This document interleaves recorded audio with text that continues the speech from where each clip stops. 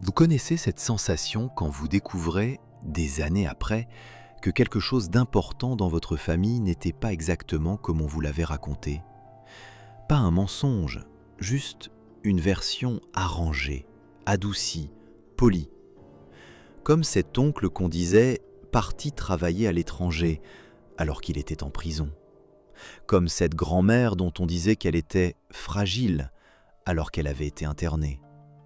Comme ce mariage raconté comme une histoire d'amour alors que c'était un arrangement pour éviter le scandale.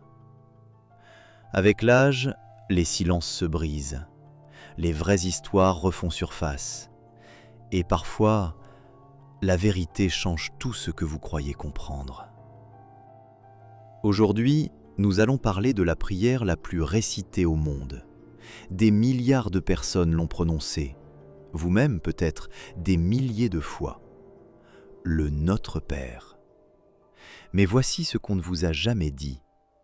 Elle a été réécrite, pas traduite, réécrite pour servir le pouvoir. Et il y a 7 ans, en 2017, ils l'ont modifiée à nouveau, sous vos yeux. Avant d'aller plus loin, je dois être franc avec vous. Cette vidéo dure environ 1 heure. Elle examine des textes anciens, des décisions politiques, des traductions qui se superposent sur 16 siècles. Elle est faite pour des adultes de 50, 60, 70 ans et au-delà. Pourquoi ? Parce que ce que je vais montrer demande une forme de maturité que seule l'expérience peut donner. La capacité de regarder une institution que vous respectez sans la haïr pour autant. La capacité de découvrir qu'une histoire officielle n'est pas exacte sans conclure que tout est faux. La capacité de tenir plusieurs vérités en même temps sans que votre esprit s'effondre. Vous avez appris cela avec les années. À 25 ans, on pense en absolu, vrai ou faux, bien ou mal, pour ou contre. À 60, on sait que la réalité est faite de zones grises, de compromis, de contradictions qui coexistent. Vous savez qu'on peut aimer quelqu'un tout en voyant ses défauts, qu'on peut respecter une tradition tout en reconnaissant ses mensonges, qu'on peut garder sa foi tout en questionnant les textes. Cela dit, si vous avez 30 ans mais que vous cherchez déjà cette profondeur, si vous en avez assez des réponses faciles, si vous voulez comprendre les rouages plutôt que de consommer du spectacle, alors l'âge n'a aucune importance. C'est la lucidité qui compte. Restez. En revanche, si vous êtes ici pour être rassuré dans vos certitudes, si vous attendez que je confirme ce que vous savez déjà, si questionner la manière dont les institutions construisent leurs récits vous semble offensant, alors ce contenu ne vous conviendra pas. Et c'est parfaitement légitime. Il y a des milliers de vidéos qui confortent les convictions. Celle-ci examine les fondations. Une dernière chose avant de commencer. Cette chaîne ne cherche pas à détruire votre foi. Elle ne cherche pas à vous convaincre d'abandonner vos croyances. Elle existe pour une raison simple. Vous donner les outils pour voir. Voir comment les textes ont été construits. Voir comment le pouvoir utilise le sacré. Voir les mécanismes par lesquels les institutions fabriquent leur vérité. Et ensuite, c'est votre choix.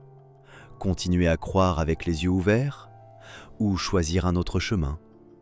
Les deux sont respectables, mais vous méritez de choisir en connaissance de cause, pas dans l'ignorance, pas dans l'illusion, pas parce qu'on vous a caché des informations cruciales. Voilà le recul nécessaire. Pas une guerre contre la foi, une enquête sur les faits.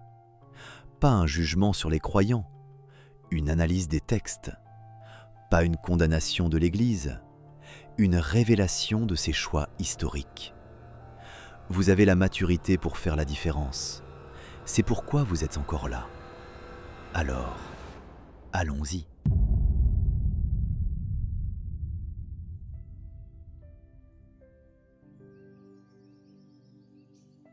Rome, année 382 après Jésus-Christ. Dans une cellule austère du monastère de Saint-Jérôme, près du mont Aventin, un homme de 42 ans est penché sur un bureau de bois massif. Des rouleaux de parchemin s'empilent autour de lui, certains en grec, d'autres en hébreu, quelques-uns en araméen. L'air est lourd. La chaleur de juillet rend la concentration difficile.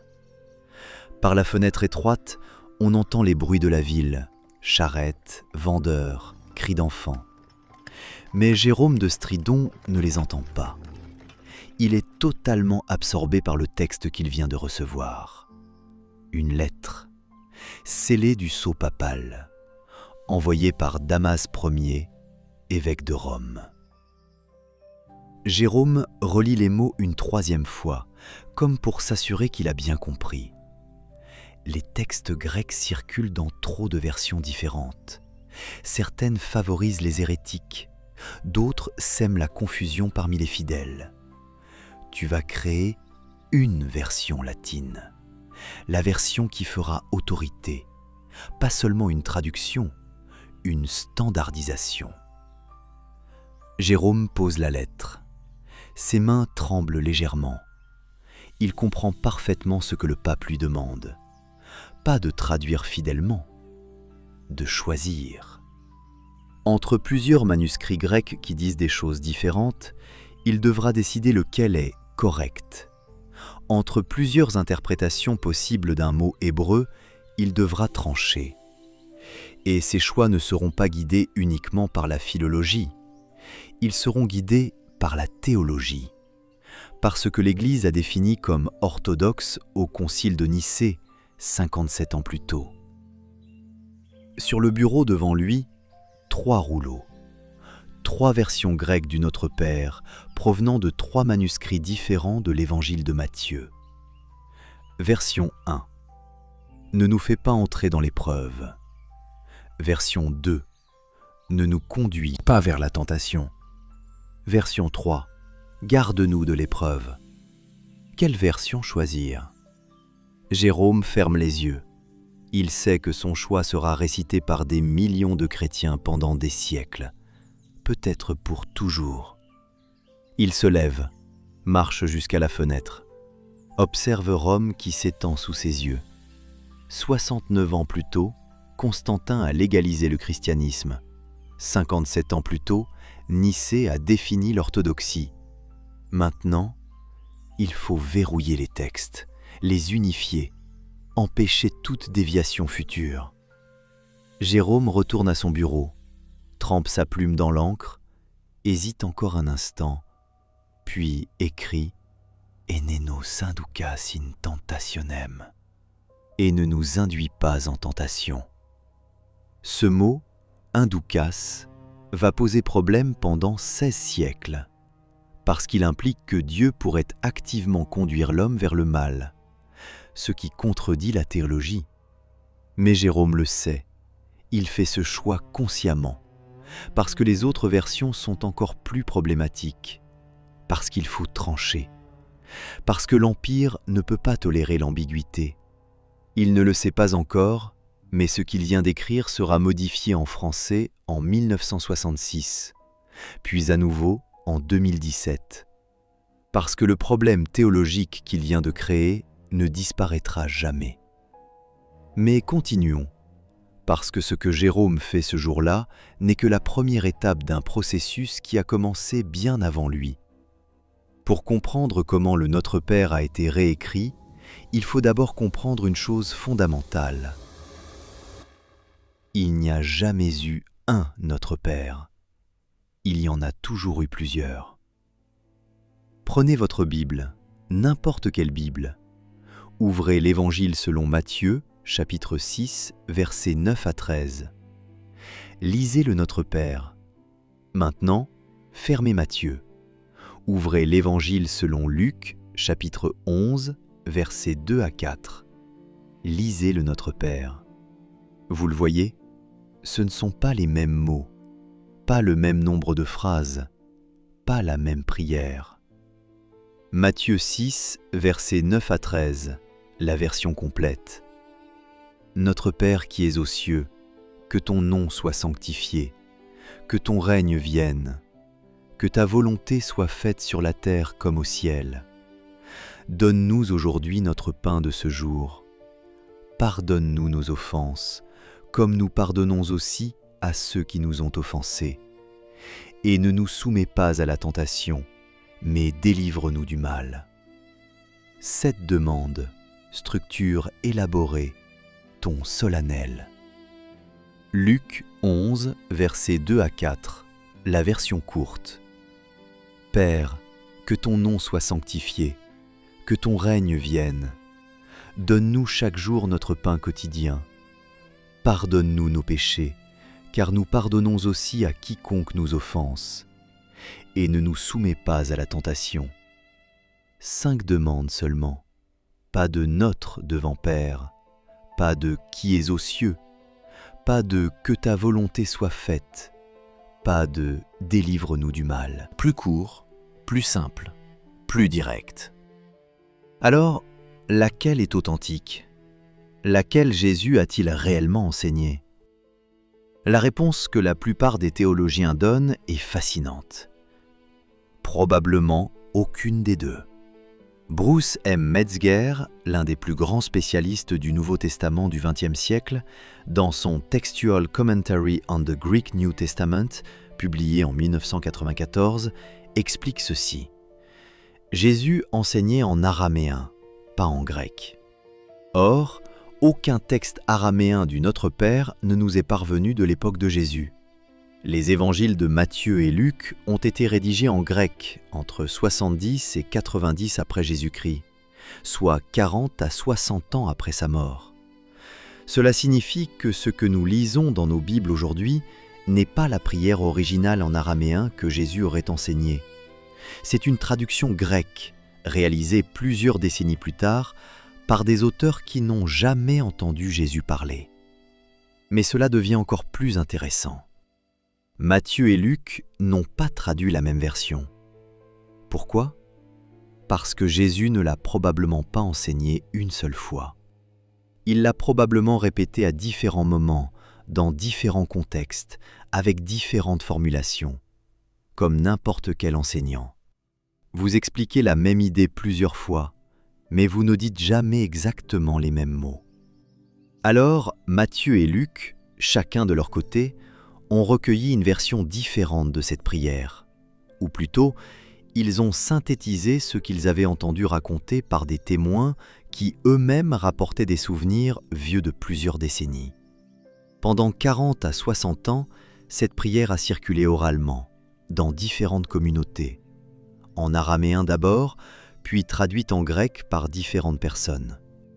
Ce que Matthieu a écrit, c'est probablement la version utilisée par sa communauté, une communauté judéo-chrétienne de Syrie, très attachée à la liturgie et aux formules solennelles. Ce que Luc a écrit, c'est probablement la version utilisée par sa communauté, une communauté plus hellénisée, moins formelle, plus centrée sur l'essentiel. Les deux évangélistes ont écrit honnêtement ce qu'ils connaissaient, mais ce qu'ils connaissaient, c'était déjà deux traditions différentes. Vous comprenez ce que cela signifie? Il n'y a jamais eu de version originale du Notre Père que nous pourrions retrouver. Dès le départ, dès les premières décennies après Jésus, il existait déjà plusieurs versions. Et quand l'Église, au IIe siècle, a décidé de créer une version liturgique unique, elle n'a pas retrouvé l'original. Elle a fait une synthèse. Raymond E. Brown, bibliste catholique de renommée mondiale, dans son article « The Paternoster as an Eschatological Prayer », publié en 1961, le dit explicitement. La prière que nous récitons aujourd'hui n'est ni celle de Matthieu, ni celle de Luc. C'est une compilation liturgique créée au cours du IIe siècle, combinant les éléments de Matthieu, plus longs, plus solennels, avec la simplicité de Luc. Regardez attentivement la version que vous récitez à l'Église. Elle contient l'adresse solennelle de Matthieu, « Notre Père qui es aux cieux », puis les 3 premières demandes sur le nom, le règne et la volonté. Ensuite, la demande du pain qu'on retrouve chez les 2 évangélistes. Le pardon, présent également chez les 2, mais formulé différemment. Puis, ne nous soumets pas à la tentation. Et enfin, délivre-nous du mal, qu'on ne trouve que chez Matthieu. Et parfois, pas toujours, on ajoute la doxologie finale. Car c'est à toi qu'appartiennent le règne, la puissance et la gloire, qui, soit dit en passant, ne figure dans aucun des 2 évangiles originaux. C'est un assemblage, une construction liturgique. Et voici ce qui est remarquable, personne ne vous a menti. Les biblistes le savent depuis 2 siècles. C'est enseigné dans toutes les facultés de théologie sérieuse. Mais on ne le dit pas aux fidèles, parce que cela compliquerait les choses, parce que cela soulèverait des questions inconfortables, parce que si le Notre Père lui-même est une compilation humaine, qu'est-ce qui ne l'est pas? Tenez cette pensée, nous y reviendrons. Mais d'abord, il faut comprendre comment cette compilation s'est imposée, comment une version parmi d'autres est devenue la version. Et pour cela, il faut parler de Constantin.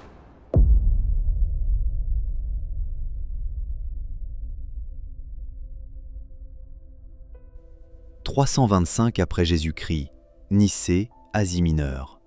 L'empereur Constantin convoque le premier concile œcuménique de l'histoire chrétienne. Environ 300 évêques se rassemblent. Ils viennent de tout l'Empire, Égypte, Syrie, Gaule, Afrique du Nord, Espagne, Bretagne. L'objectif officiel, résoudre la crise arienne. Est-ce que Jésus est Dieu ou une créature? L'objectif réel, unifier le christianisme pour en faire le ciment de l'Empire. Constantin n'est pas chrétien par conviction spirituelle profonde, il s'est converti par calcul politique. En 312, avant la bataille du pont Milvius, il a vu, dit-il, une croix lumineuse dans le ciel avec les mots « In hoc signo vinces ». Par ce signe, tu vaincras. Il a gagné la bataille. Il a attribué sa victoire au Dieu des chrétiens. Il a légalisé le christianisme. Mais il a aussi compris quelque chose de crucial. Une religion divisée ne peut pas unifier un empire. Il faut une foi uniforme, un message cohérent, des pratiques standardisées.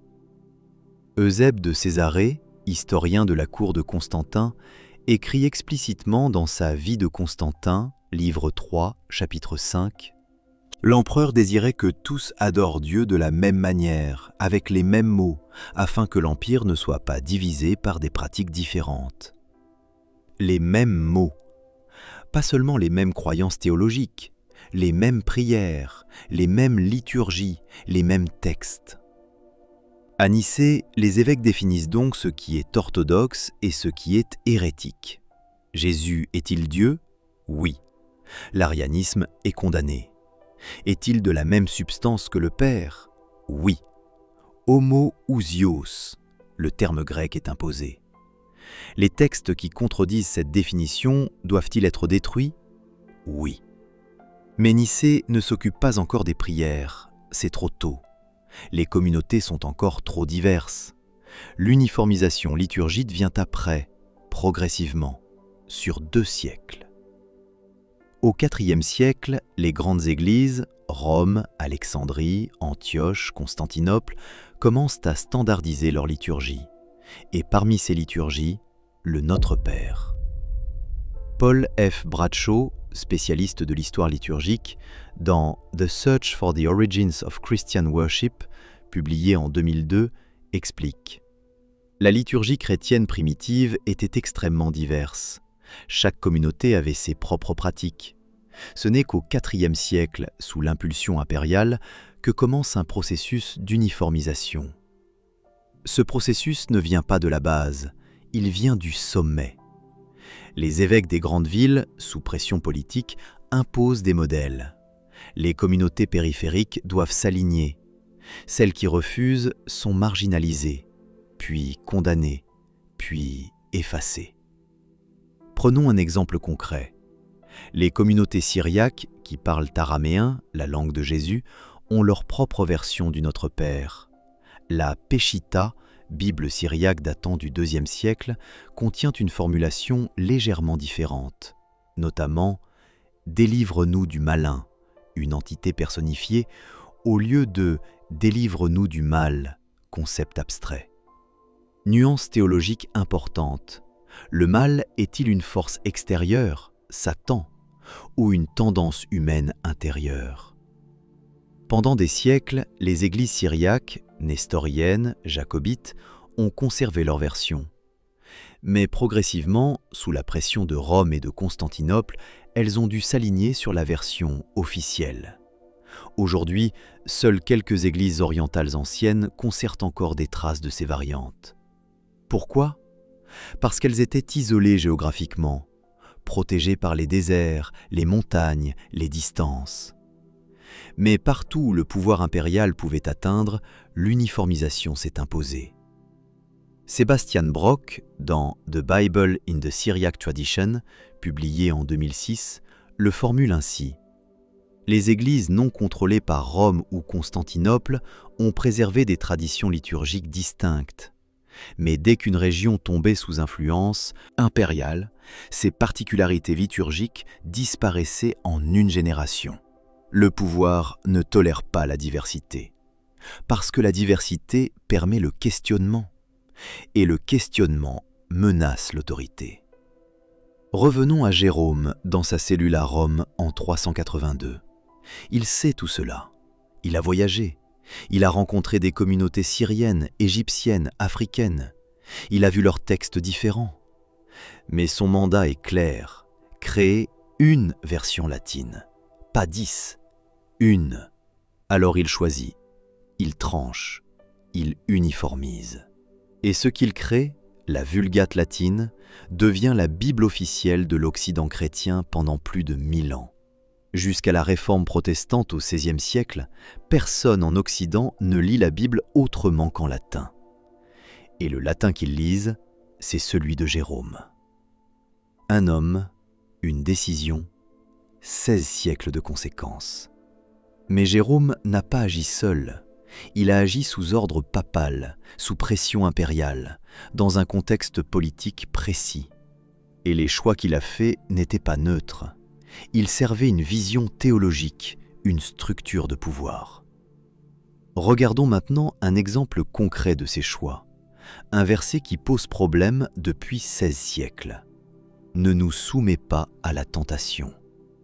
Grec original, Matthieu 6, verset 13. Kai me eisenenkes emas eis peirasmon.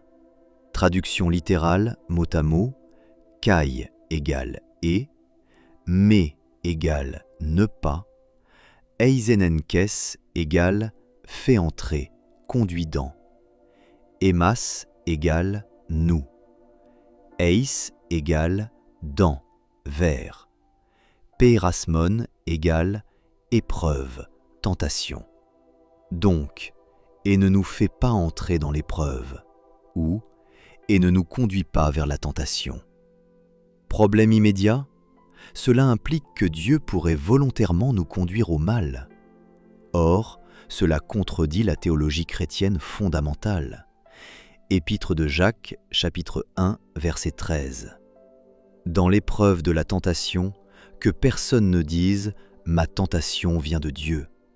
Dieu, en effet, ne peut être tenté de faire le mal, et lui-même ne tente personne. Vous voyez le dilemme? Le Notre Père, tel qu'il apparaît en grec dans Matthieu, semble dire que Dieu pourrait nous tenter. Mais la théologie chrétienne affirme clairement que Dieu ne tente personne. Contradiction frontale. Jérôme, en 382, le sait parfaitement. Il connaît Jacques 1, verset 13. Il connaît la théologie patristique. Il sait que traduire littéralement le grec va créer un problème. Mais il n'a pas le choix. Il doit traduire le texte tel qu'il est. Alors, il choisit le verbe latin inducere, conduire, mener vers. Et ne nos inducas in tentationem, et ne nous induit pas en tentation. Ce choix, inducas, va hanter l'Église pendant 16 siècles. parce qu'il suggère fortement que Dieu pourrait activement nous pousser vers le péché, ce qui est théologiquement inacceptable. Les théologiens vont donc passer des siècles à expliquer, à nuancer, à justifier. Saint Augustin, au 5e siècle, dans ses Sermons sur le Notre Père, écrit « Lorsque nous disons « ne nous induis pas en tentation », nous ne demandons pas que Dieu cesse de nous tenter, car Dieu ne tente personne, mais que Dieu ne nous abandonne pas à nos propres forces, car c'est alors que nous tombons. » Notez la gymnastique intellectuelle. Augustin dit « Le texte semble dire X, mais en réalité il veut dire Y. » Le texte dit « Ne nous induis pas », mais il faut comprendre « Ne nous abandonne pas ». C'est une réinterprétation, une correction théologique du texte lui-même. Thomas d'Aquin, au XIIIe siècle, dans sa Somme théologique, consacre plusieurs pages à ce verset. Il explique « Dieu permet que nous soyons tentés pour notre bien. Il ne nous conduit pas vers la tentation activement, mais il permet que Satan nous tente pour éprouver notre foi. » Encore une fois, une réinterprétation sophistiquée pour contourner le problème du texte. Et pendant tout ce temps, du 5e au 20e siècle, les fidèles récitent chaque jour « Ne nous induisez pas en tentation, lead us not into temptation, non ci indurre in tentazione ».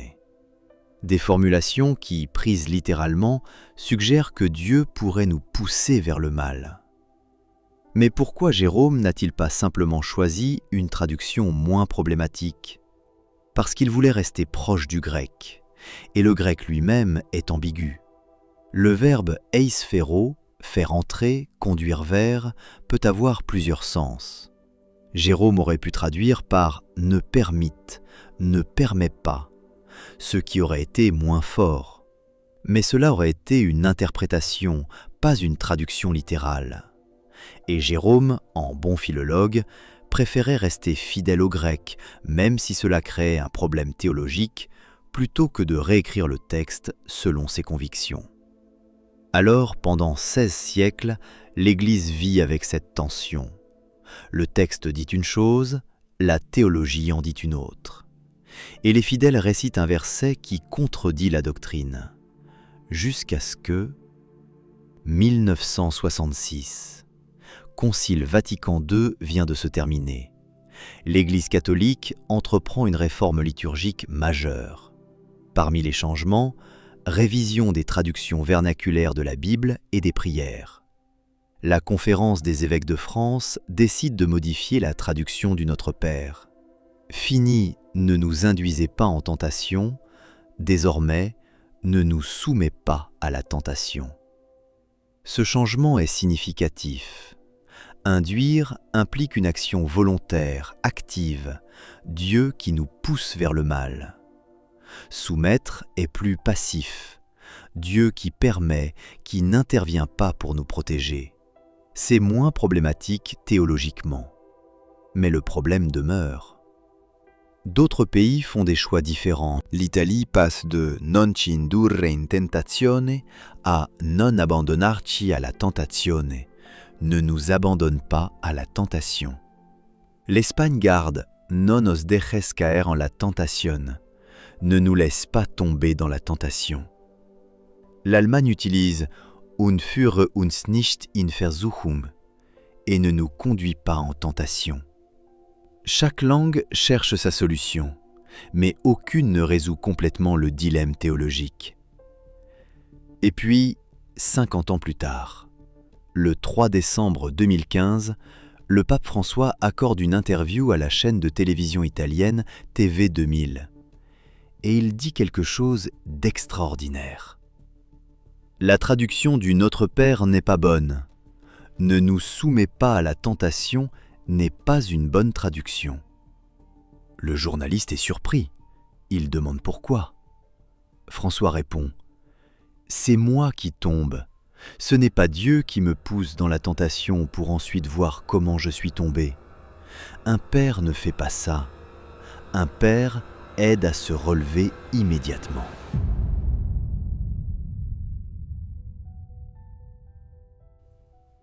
Cette déclaration fait le tour du monde. Le pape, publiquement à la télévision, critique la traduction d'une prière récitée depuis 16 siècles. Ce n'est pas un détail technique débattu entre théologiens, c'est une déclaration publique qui remet en cause un texte sacré. François poursuit. La traduction correcte serait « Ne nous laisse pas entrer en tentation ». C'est moi qui tombe, mais ce n'est pas Dieu qui me jette dans la tentation pour voir comment je me comporte. Dieu ne tente personne, c'est Satan qui tente. Et François a raison. Théologiquement, il a parfaitement raison. Le problème, c'est que dire cela publiquement revient à admettre que pendant 16 siècles, des centaines de millions de chrétiens ont récité une prière dont la formulation était théologiquement incorrecte. Les réactions sont immédiates. Certains applaudissent. Enfin, l'Église reconnaît le problème et propose de le corriger. D'autres sont choqués. Comment peut-on modifier une prière aussi sacrée, récitée par des générations entières ? Mais François ne recule pas. En 2017, 2 ans après son interview, la Conférence des évêques de France vote officiellement pour modifier la traduction du Notre Père. À partir du premier dimanche de l'Avent, le 26 novembre 2017, les catholiques français ne récitent plus « Ne nous soumets pas à la tentation », ils récitent « Ne nous laisse pas entrer en tentation ». Ce changement, apparemment mineur, est en réalité monumental, parce qu'il transforme le sens de la prière. « Ne nous soumets pas » implique une action de Dieu, Dieu qui soumet. « Ne nous laisse pas entrer » implique une passivité de Dieu, Dieu qui permet mais ne pousse pas. La nouvelle formulation dit « Nous sommes fragiles, nous risquons de tomber dans la tentation par nous-mêmes, mais nous demandons à Dieu de ne pas nous abandonner, de ne pas nous laisser seuls face à cette épreuve. » C'est une vision totalement différente. Et théologiquement, c'est beaucoup plus cohérent avec la doctrine chrétienne selon laquelle Dieu ne tente personne. Mais voici ce qui est fascinant. Cette modification de 2017 n'est pas la fin de l'histoire, parce que maintenant, d'autres pays se posent la même question. L'Italie modifie sa traduction en 2019. Au lieu de « non ci indurre in tentazione » ne nous induit pas en tentation, ils adoptent « non abbandonarci alla tentazione » ne nous abandonne pas à la tentation. L'Espagne conserve sa version actuelle, mais des discussions sont en cours. L'Allemagne débat également d'une révision. Et aux États-Unis, pays à majorité protestante, le débat est encore plus complexe. Parce que les protestants n'ont pas d'autorité centrale comme le Vatican. Chaque dénomination traduit le Notre Père comme elle l'entend. Certaines églises anglicanes conservent « Lead us not into temptation » ne nous conduit pas en tentation.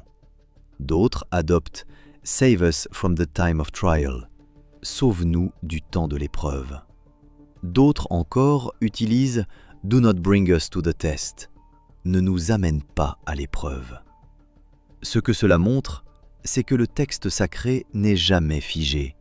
Il est toujours en cours de négociation, de révision, d'ajustement. Mais parlons maintenant d'un autre élément du Notre Père. Un élément que vous récitez peut-être chaque dimanche sans savoir qu'il n'a jamais figuré dans les évangiles originaux. La doxologie finale.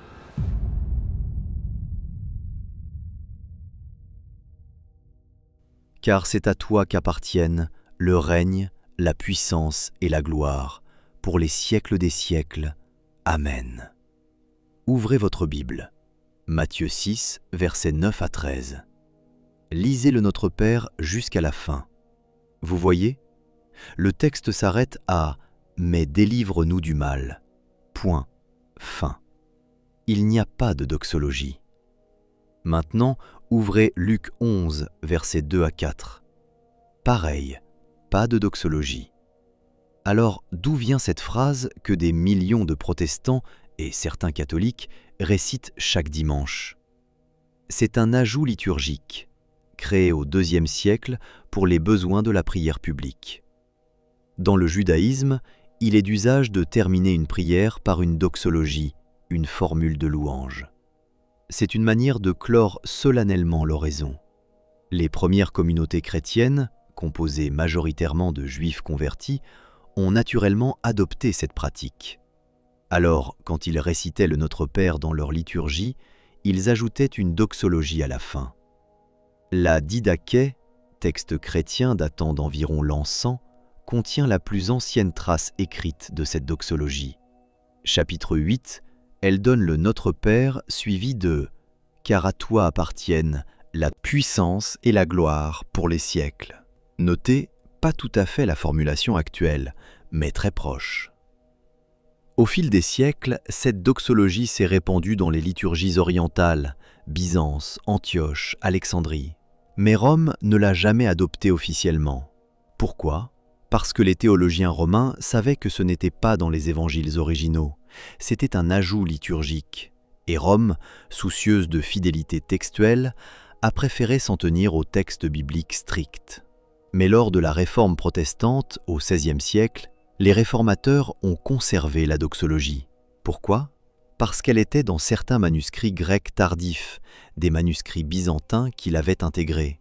Luther, Calvin, les anglicans, tous ont gardé la doxologie dans leur version du Notre Père. Aujourd'hui encore, cette division persiste. Les catholiques terminent le Notre Père par « Délivre-nous du mal ». Puis le prêtre ajoute une prière intermédiaire, puis l'assemblée récite la doxologie. Les protestants récitent la doxologie directement après « Délivre-nous du mal », comme si elle faisait partie intégrante de la prière de Jésus. Mais dans les deux cas, catholique ou protestant, la doxologie est récitée, même si elle n'a jamais figuré dans les paroles originales attribuées à Jésus. C'est un ajout liturgique, humain, créé pour embellir la prière, pour la rendre plus solennelle. Et au fil des siècles, cet ajout est devenu si familier que des millions de chrétiens pensent qu'il fait partie des paroles de Jésus. Voilà comment les textes se transforment. Pas par complot, pas par manipulation cynique, mais par usage liturgique, par habitude, par transmission orale, par besoin d'embellissement. Maintenant, regardons une phrase qui, elle, figure bel et bien dans les évangiles, mais dont le sens politique est rarement discuté. « Que ta volonté soit faite sur la terre comme au ciel ». À première vue, c'est une phrase pieuse, une soumission humble à la volonté divine. Mais regardons-la dans son contexte historique. Matthieu rédige son évangile vers 80 à 90 après Jésus-Christ. À cette époque, l'Empire romain domine tout le bassin méditerranéen. Les Juifs viennent de perdre la guerre de 66 à 70. Jérusalem est détruite, le temple est rasé. Les communautés chrétiennes, encore très minoritaires, vivent sous surveillance constante. Elles sont suspectées de sédition. Dans ce contexte, enseigner aux fidèles de prier « que ta volonté soit faite » a une dimension politique évidente.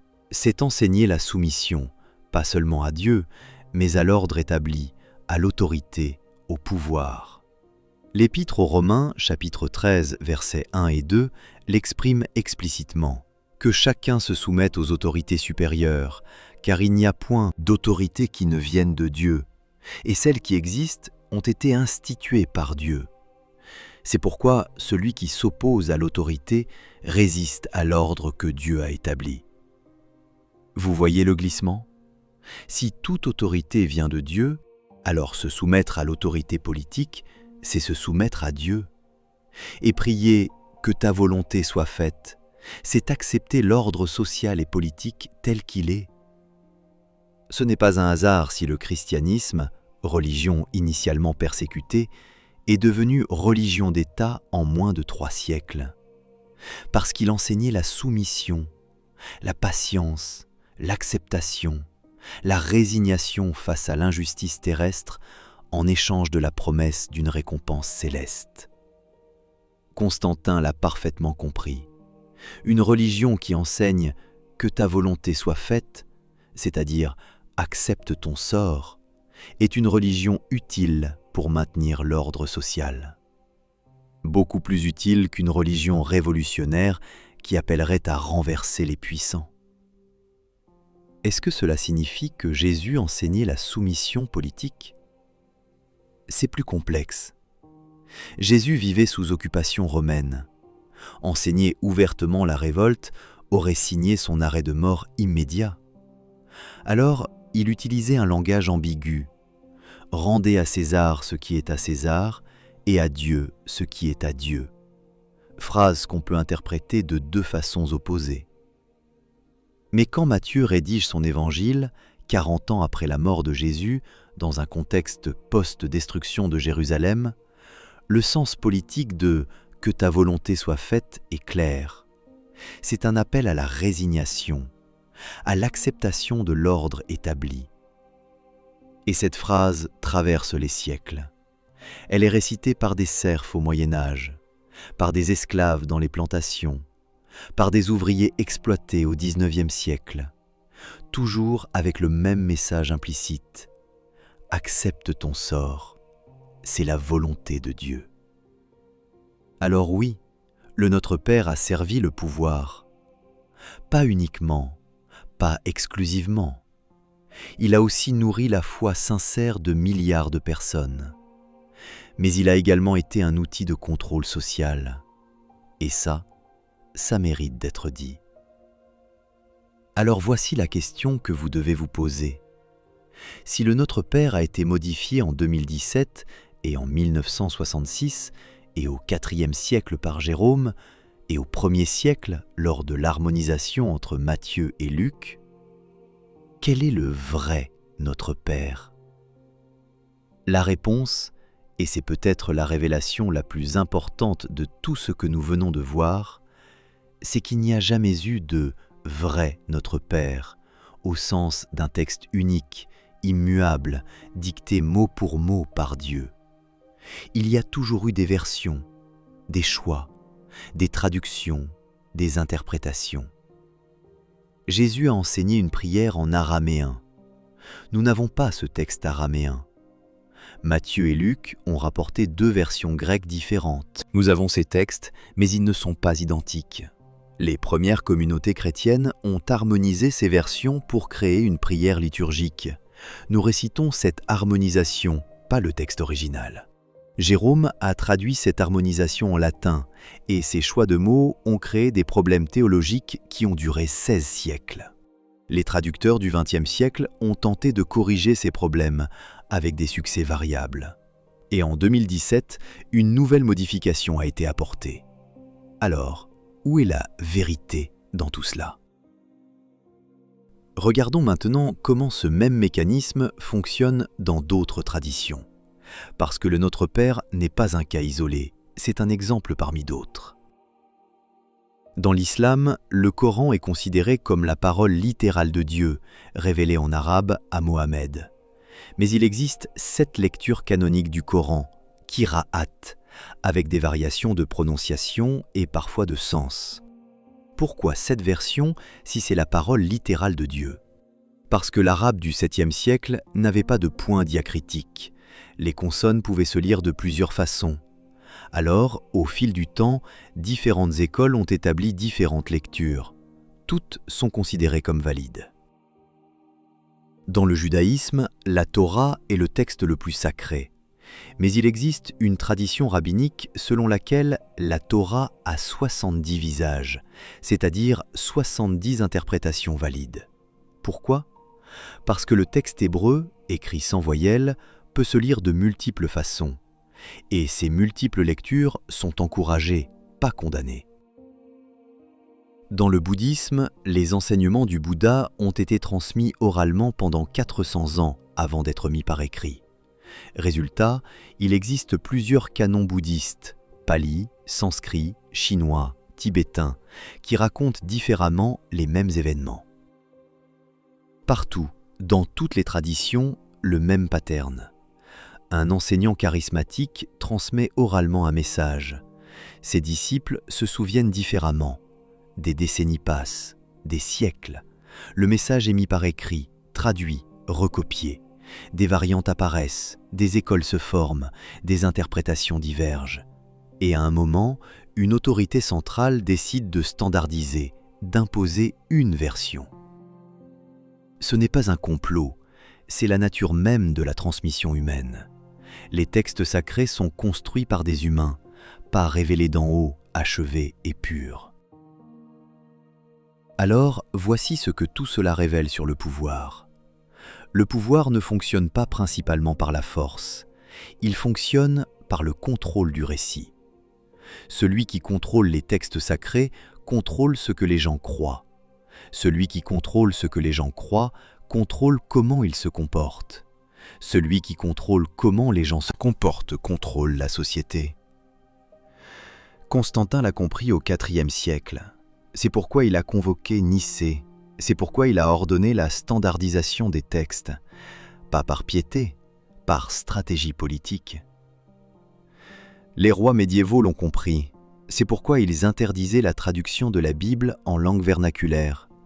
Parce qu'un texte incompréhensible, en latin, ne peut pas être questionné. Les réformateurs protestants l'ont compris. C'est pourquoi Luther a traduit la Bible en allemand, pas pour libérer les fidèles, mais pour créer sa propre autorité face à Rome. Et aujourd'hui ? Aujourd'hui, le même mécanisme fonctionne, pas avec des textes religieux, avec des récits médiatiques, des algorithmes, des termes et conditions que personne ne lit. Qui contrôle les plateformes contrôle quelles informations vous voyez. Qui contrôle quelles informations vous voyez contrôle ce que vous croyez. Qui contrôle ce que vous croyez contrôle comment vous votez, ce que vous achetez, comment vous vivez. Le Notre Père n'est qu'un exemple, mais il révèle le mécanisme fondamental. Les textes ne sont jamais neutres. Ils sont toujours construits, toujours orientés, toujours au service de quelqu'un. Maintenant, revenons à vous. Vous qui avez écouté cette histoire pendant près d'1 heure. Qu'est-ce que cela change pour vous ? Si vous êtes croyant, cela change peut-être tout. Parce que vous ne pouvez plus réciter le Notre Père en pensant que chaque mot a été dicté par Dieu et transmis sans altération depuis 2000 ans. Vous savez maintenant qu'il a été construit, modifié, standardisé, ajusté par des humains, dans des contextes politiques précis, pour des raisons précises. Cette connaissance, elle a un poids. Pas un poids qui écrase, un poids qui responsabilise.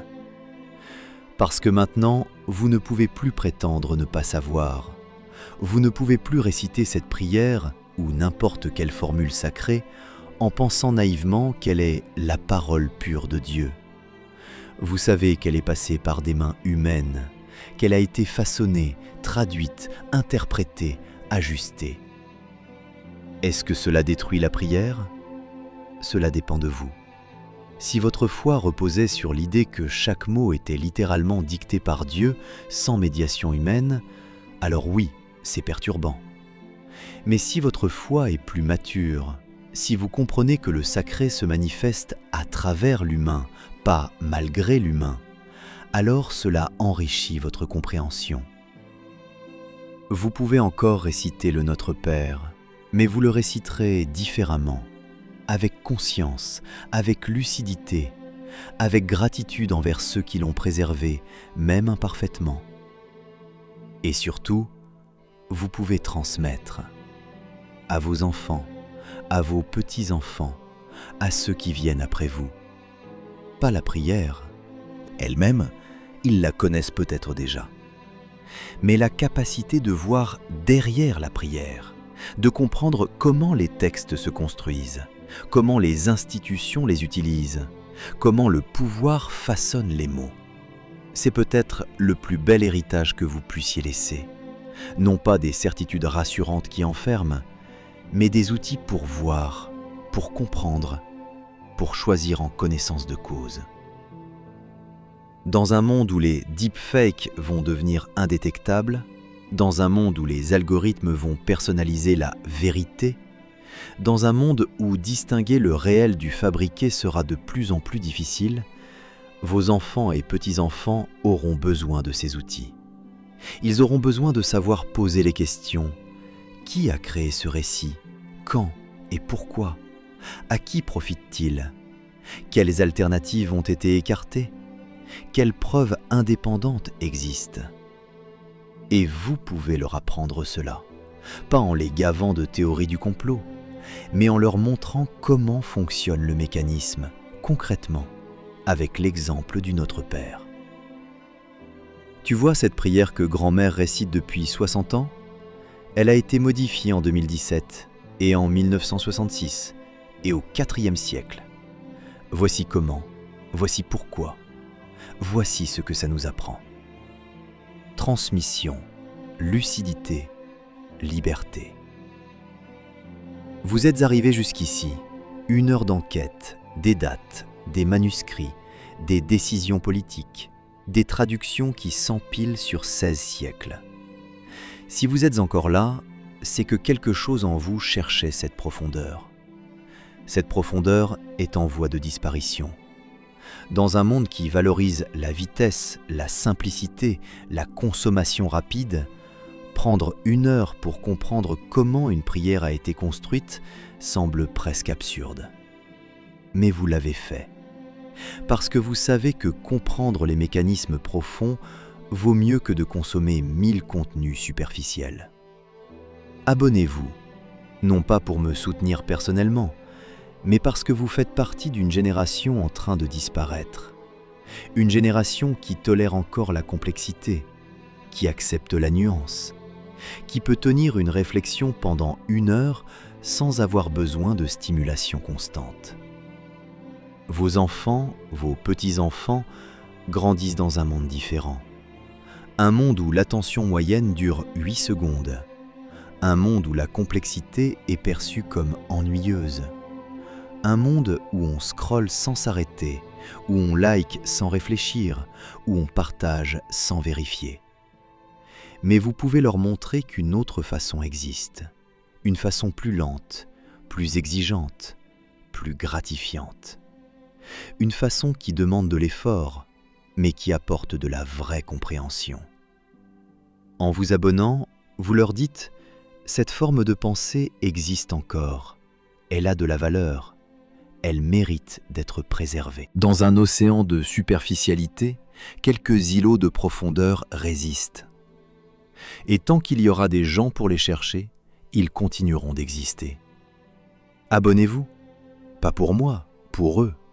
Pour que dans 20 ans, quand ils auront 40, 50, 60 ans, quand ils commenceront à se poser les vraies questions, ils trouvent des contenus comme celui-ci.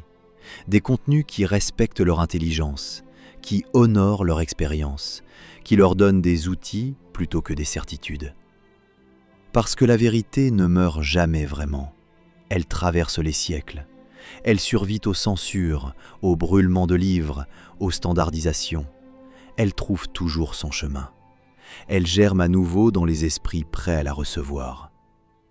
Vous êtes un de ces esprits, et votre abonnement est votre signature au bas du manifeste de la lucidité. Rome, année 382 après Jésus-Christ. Un homme de 42 ans, penché sur un parchemin, fait un choix. Il écrit « E neno sanducas in tentationem ». Ce choix traverse 16 siècles.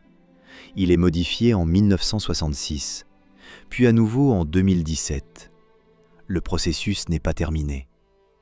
Dans 50 ans, dans 100 ans, quelqu'un d'autre fera un autre choix, modifiera un autre mot, ajustera une autre phrase. Parce que les textes ne sont jamais figés, ils sont vivants, en mouvement, négociés. La question n'est pas « vont-ils arrêter de modifier ?» La question est « allez-vous continuer à voir ?» À voir les mécanismes, à reconnaître les patterns, à questionner les récits officiels. Le Notre Père n'était pas la vérité révélée et immuable. C'était une prière construite par des humains, pour des humains, dans des contextes humains. Et c'est cela qui est admirable. Pas qu'elle soit parfaite, qu'elle soit humaine, qu'elle ait survécu, qu'elle est traversée, qu'elle est nourrie des milliards de vies, malgré ses imperfections, malgré ses modifications, malgré ses contradictions. La vérité ne descend pas d'en haut, achevée et pure. Elle se construit ici-bas par des humains fragiles qui font de leur mieux. Et maintenant, cette vérité est entre vos mains. Qu'allez-vous en faire ?